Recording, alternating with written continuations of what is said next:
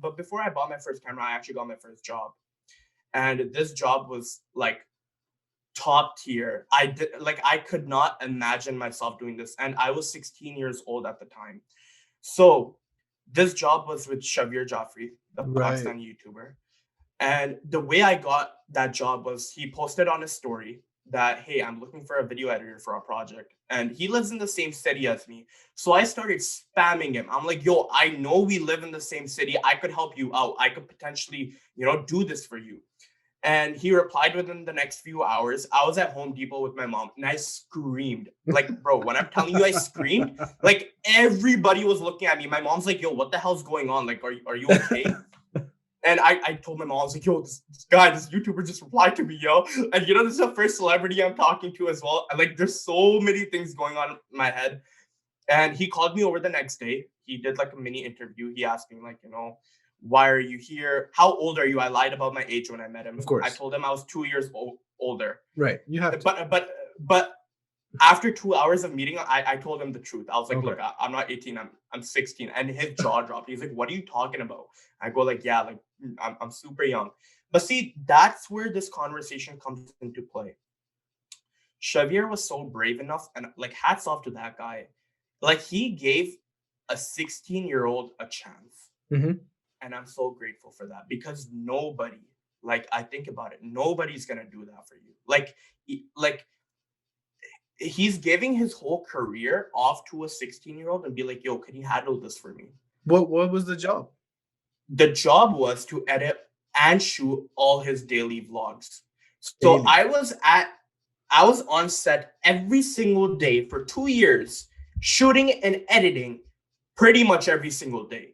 So Wow. you can imagine how hectic that got. Like it got like I'm telling you, sometimes I hated it, but I loved it at the same time because it was so new, it was unique, and I just loved the people around me. I loved how everything worked. I was learning so much and I got so much exposure in the industry. I saw how business worked. I Hmm. saw how YouTubers worked. I saw like how to make videos, how to edit videos, how to come up with ideas, how to do meetings, how to deal with clients, how to deal with brands, how to so like I'm like 16. Oh no, I wasn't 16. I was like 15, I think. Wow. Yeah. Yeah. So like I would learn so much within those 2 years that, And you how are know, you managing all this work with like school? Like how are your parents chill with this?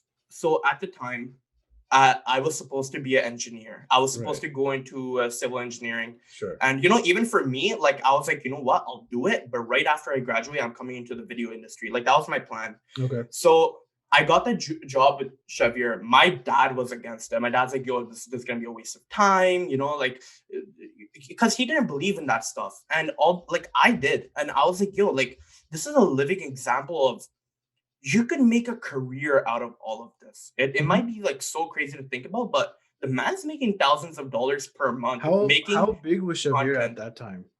So he had 1 million subscribers at the time, Right. or Okay. maybe even lower. I think 900,000, but around there. But big. Super big, yeah. Yeah. Like Yeah. like 1 million at the time was like huge. Yeah. A million doesn't mean perhaps as much today, but like 3 years ago, 4 years ago, Yeah, it was a big like deal. yeah, it was a big deal. So that was my first job. I got a lot of exposure in the industry at a very young age. And that's what I was talking about on the Clubhouse thing, where, yeah, sure, maybe he's young, even 25. Yeah, that's super young, but you should never underestimate a person's capability to learn and to, adapt the industry and, just help out because I did it, but I only did it because I got that exposure and I got that choice of working. If Hmm. nobody gave me that chance, if Xavier that day told me that no, you're super underage and I just cannot give you this work, I would not be here. That's just how simple it is. Hmm. If I didn't get that jump start, I would not be here. And that's what I say. But you should give somebody a chance. If they mess it up, cool. That's Even okay. that could be like a learning experience for them. For that person, it's a learning Yeah. experience. But the person who's hiring is like, this guy just Yeah. ruined it for me. Like Sure. that's Sure. just how it is. Because at the end of the day, this is all business. It Mm. all comes down to business.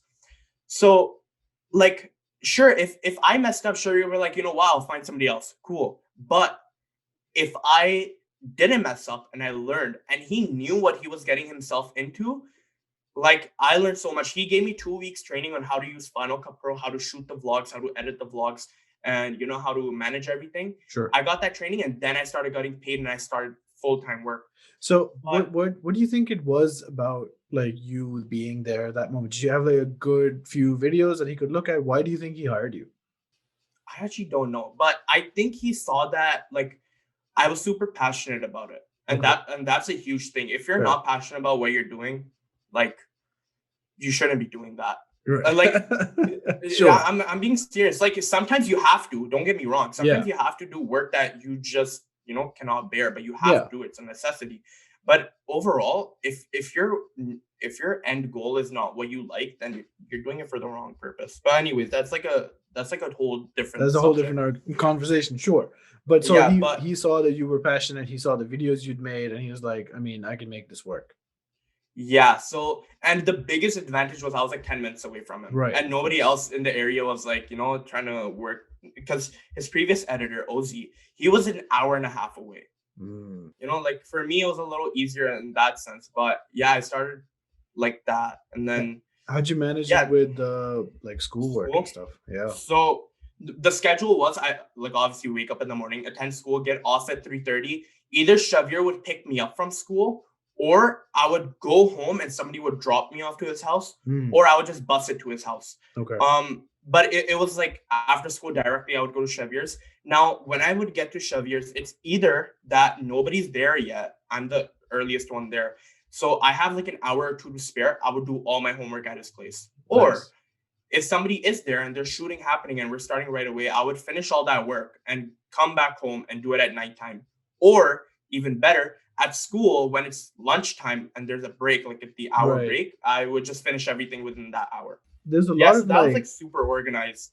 yeah, yeah. You don't often hear about people, especially at such a young age, being so motivated to do because like school on its own is hard enough.